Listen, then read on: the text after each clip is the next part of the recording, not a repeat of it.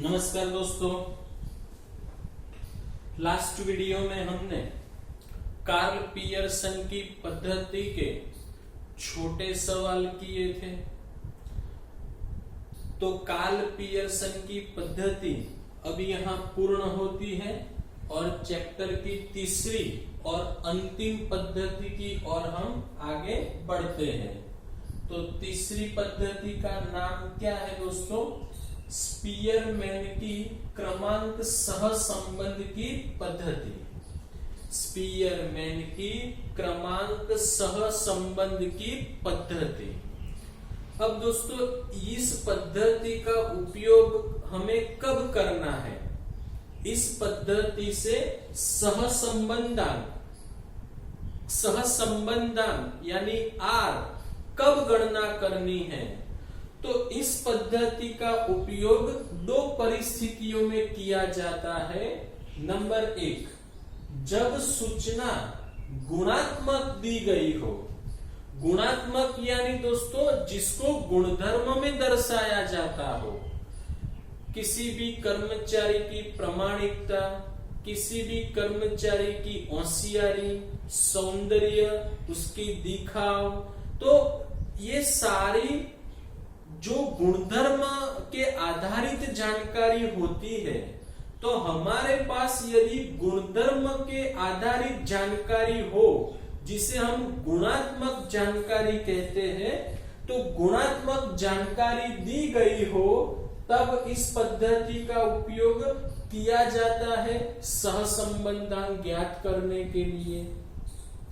दूसरी परिस्थिति है जब अवलोकन बहुत बड़े हो, यानी अवलोकनों की संख्या बहुत बड़ी हो और उसके बीच का प्रसार अधिक हो। प्रसार यानी दोनों के बीच का अंतर। दो अवलोकनों के बीच का अंतर यदि ज्यादा हो, उनके बीच का प्रसार यदि अधिक हो, उस परिस्थिति में सहसंबंधांक ज्ञात करने के लिए इस पद्धति का उपयोग किया जाता है।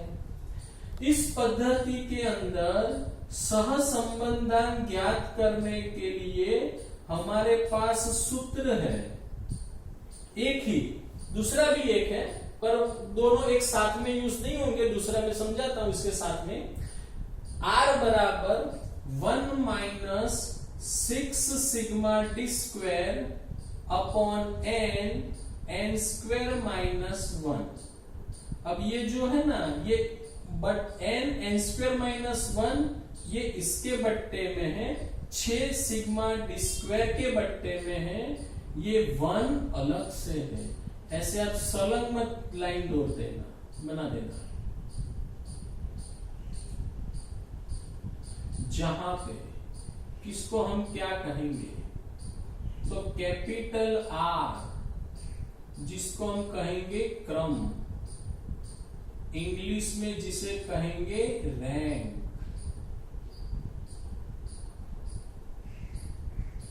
फिर है RX, इसको कहेंगे हम X का क्रम। X को जो क्रम देंगे उसे कहेंगे RX। RY, Y का क्रम।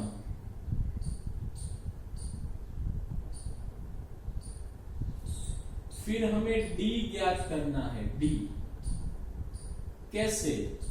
तो दोनों के क्रमों की माइनस करके, दोनों क्रम का अंतर लेके, फिर इसका टोटल कर देना है सिग्मा। टोटल यानी सिग्मा, तो सिग्मा डी, तो इसको कहेंगे सिग्मा RX माइनस RY।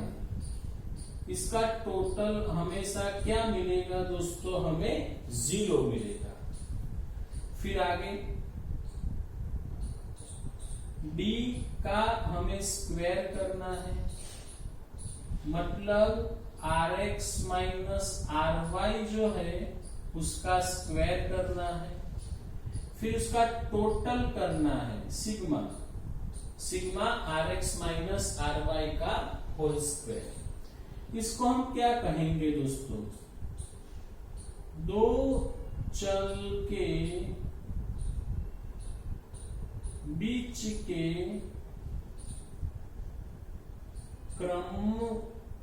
क्रमांकों के अंतर का क्रमांकों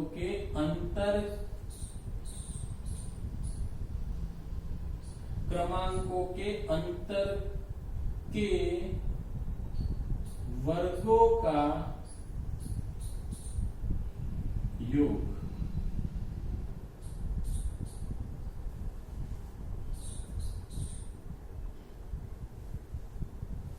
दो चल के बीच के यानी आर एक्स और आर वाई के क्रमांक बराबर, दो चल के बीच के क्रमांक के बीच के क्रमांकों के अंतर, दोनों के बीच का अंतर के वर्ग का योग, तो सिग्मा डी स्क्वायर कहेंगे उसे।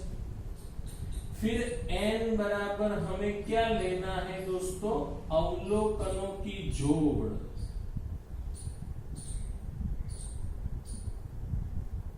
अवलोकनों की जोड़ या अवलोकनों की संख्या। अच्छा दोस्तों, पर जब हम इस पद्धति का उपयोग कर रहे हो और हम जब अवलोकनों को क्रम दे रहे हो, तो कई बार क्या होता है कि कोई अवलोकन दो या दो से अधिक बार यदि मिले हमें, तो फिर उसके लिए हमें सूत्र बदलना पड़ता है। यानी अवलोकनों का जब पुनरावर्तन होता हो, अवलोकन जब परिवर्तित होता हो, बार बार पुनरावर्तन होता हो, तो आपको स्पीयरमैन का क्रमांक सहसंबंध का सूत्र बदलना है। तो उस टाइम पे कौन सा सूत्र लेना है? तो जरा याद रखो, यदि अवलोकन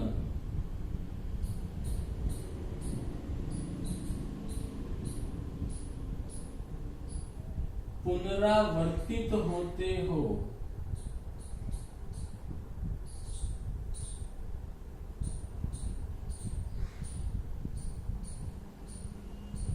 अवलोकनों का पुनरावर्तन होता हो, तब हमें सूत्र लेना है R बराबर 1 माइनस 6 कोष्टक में sigma D square plus CF upon n square minus 1। हमें ये सूत्र का उपयोग करना है। अब ये CF क्या है? तो CF का मैं अभी आपको सूत्र लिखवाता हूं, पर उसकी चर्चा हम जब सवाल आएगा तब हम करेंगे। तो CF क्या है दोस्तों? तो जहां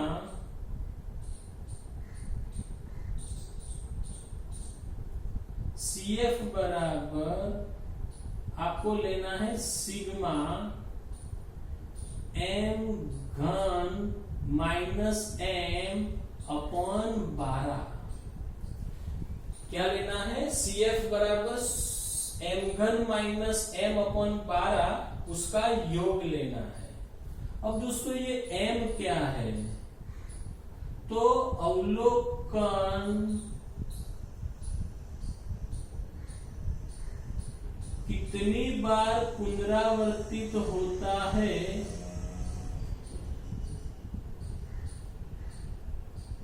पुनरावर्तित होता है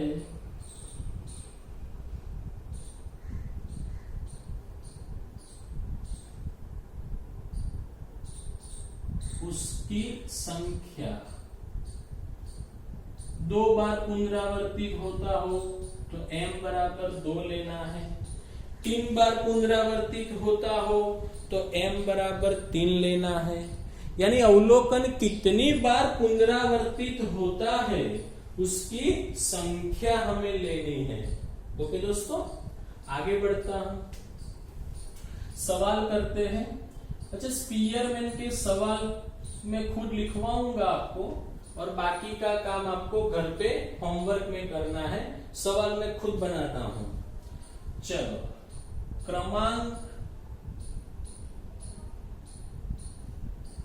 सहसंबंधांक ज्ञात कीजिए। सहसंबंधांक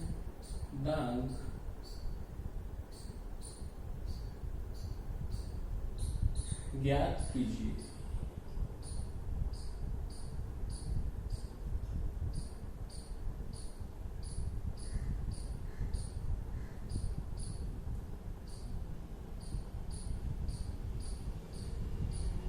चलो स्टार्ट करते हैं दोस्तों। x और y,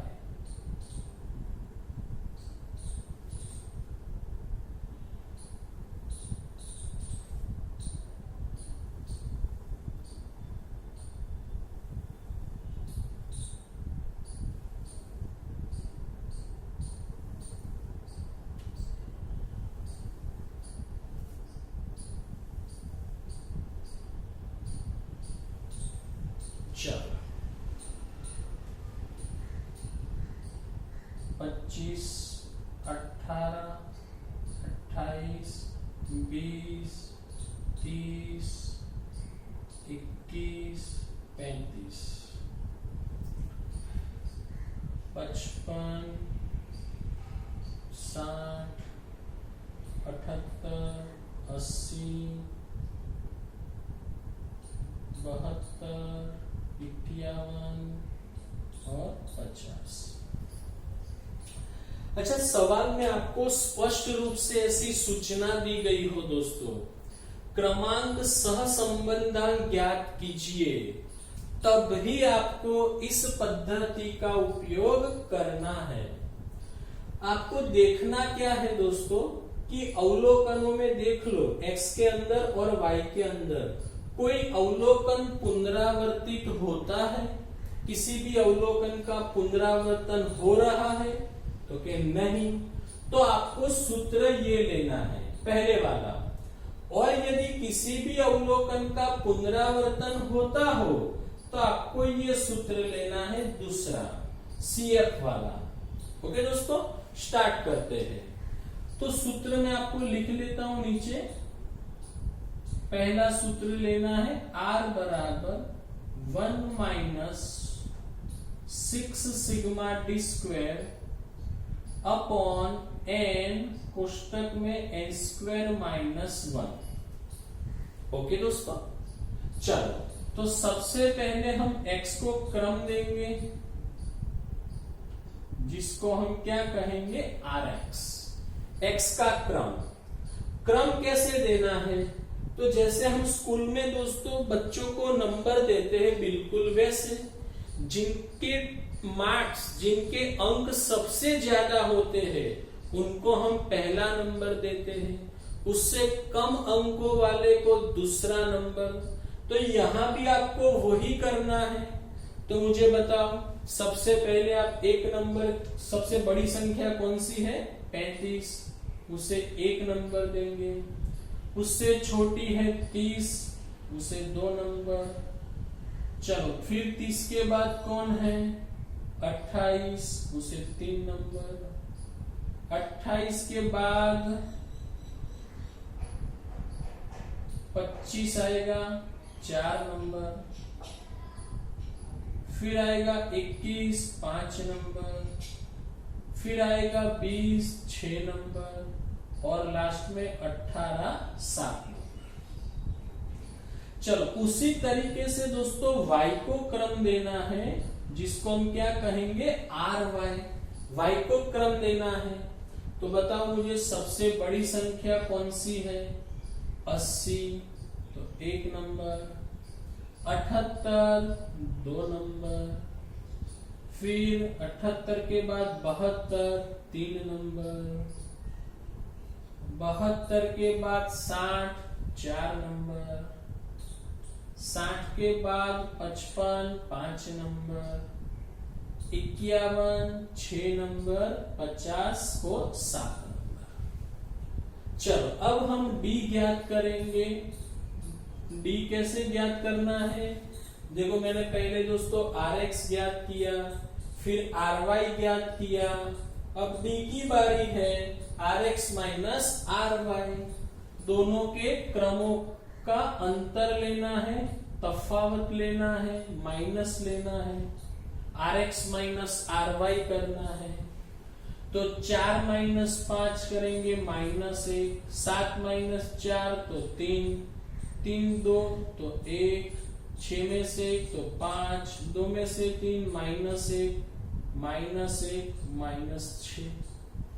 चलो सिग्मा डी का टोटल हमेशा दोस्तों 0 होना चाहिए। तो देखो यहाँ प्लस कितने हैं, 6 3 9 है, और -8 और 1 9 है। तो सिग्मा डी का टोटल 0 हो गया। ओके, चलो अब डी का हम क्या करेंगे, स्क्वायर। डी स्क्वायर बोलो, या इसको क्या कहा जाता है, Rx माइनस Ry का स्क्वायर। स्क्वायर हमेशा प्लस होगा दोस्तों। तो 1 का स्क्वायर 1, 3 का स्क्वायर 9, 1 5 का 25, -1 का 1, -1 का 1, -6 का 36। इसके टोटल को हम कहेंगे दोस्तों सिग्मा डी स्क्वायर। 9 1 10 11 5 16 2 18 6 24 2 2 4 और 3 7 74। रख देते हैं कीमत दोस्तों।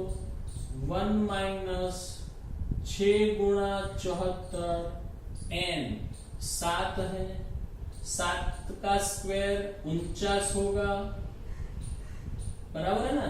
n 7, 7 का स्क्वायर 49 में से 1 घटाएंगे तो 48 आएगा। डायरेक्ट ना लिखना हो, एक स्टेप ज्यादा लिख लेता हूं मैं दोस्तों। 1 माइनस 6 गुणा 74 7 गुणा 48। चलो आगे बढ़ते हैं। 1 माइनस 74 गुणा 6 करते हैं, 74 गुणा 6 तो आएगा 444 आएगा।